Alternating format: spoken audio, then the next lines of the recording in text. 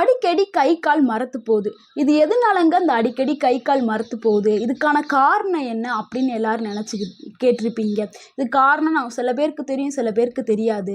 அதாவது நம்ம உடம்புல ரத்த ஓட்டம் இல்லாத அப்ப இந்த மாதிரி கை கால் மரத்து போகும். அதாவது ரத்த ஓட்டம் எந்தெந்த இடங்கள்ல தடைப்படுதோ அந்த இடங்கள்ல வலி, தசைப்பிடிப்பு, மரத்து போதல், செரிமான கோளாறு, கை கால்கள் குளிர்ந்து போதல், இந்த மாதிரியான அறிகுறிகள் நம்மளுக்கு தெரிய ஆரம்பிக்கும். இதை எப்படிங்க சரி பண்றது? அதுக்கான சில உணவுகளை தான் நான் சொல்ல போறேன். இதில் ஒரு 5 உணவுகளை தான் நான் சொல்ல போகிறேன். இந்த 5 உணவுகளை எடுக்கும் பொழுது ரத்தம் சீராக இயங்க ஆரம்பிச்சிடும். அதில் முதல்ல என்னென்னா மீன்கள் தான் சொல்ல போகிறேன். அதாவது உப்பு நீரில் வாழக்கூடிய மீன்கள். அதாவது உப்பு நீரில் வாழக்கூடிய மீன்கள் என்னென்னா ஒமேகா 3 கொழுப்பு அமிலங்கள் அதிகமாக இருக்கக்கூடிய மீன்கள் தான் நான் சொல்ல போகிறேன். இது என்ன பண்ணுதுன்னா ரத்த நாளங்களில் இருக்கக்கூடிய ரத்தத்தை கட்டுப்படுத்தி சீரான ரத்த அழுத்தத்தை பராமரிக்கிறதுக்கு இந்த ஒமேகா 3 கொழுப்பு அமிலங்கள் மிகவும் அவசியமாக செயல்படுது. அதாவது சீராக இயங்குறதுக்கு இது செயல்படுது.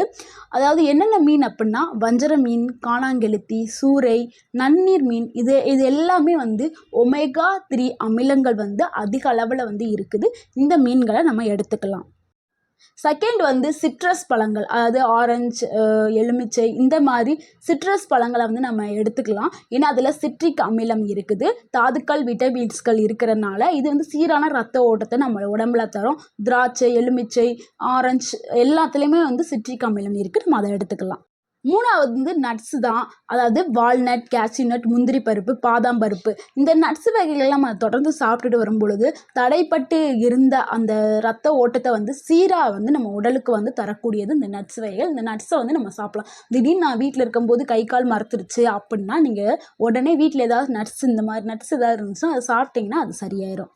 நாலாவது பூண்டு எல்லார் வீட்லையுமே இருக்கும். பூண்டில் சல்ஃபர் இருக்கிறதுனால ரத்த நாளங்களை குறைத்து ரத்த நாளங்களை ரிலாக்ஸ் செய்து அதன் மூலயமா சீரான ரத்த ஓட்டத்தை தரும். அதனால நம்ம பூண்டு நம்ம எடுத்துக்கலாம். அந்த கை கால் மரத்து போகும்போது பூண்டு எடுத்து சாப்பிட்டுக்கலாம். அஞ்சாவது வெங்காயத்தில் ஆன்டி ஆக்சிடென்ட்கள் மற்றும் ஃப்ளேவனாய்ட்ஸ் இது இருக்குது. இது ரத்த ஓட்டத்தை சீராக வைக்க இது உதவி பெறும். இந்த வீடியோ உங்களுக்கு பிடிச்சிருந்துச்சுன்னா லைக் பண்ணுங்கள், ஷேர் பண்ணுங்கள், கமெண்ட் பண்ணுங்கள், சப்ஸ்கிரைப் பண்ணுங்கள். தேங்க்யூ ஃபார் வாட்சிங்.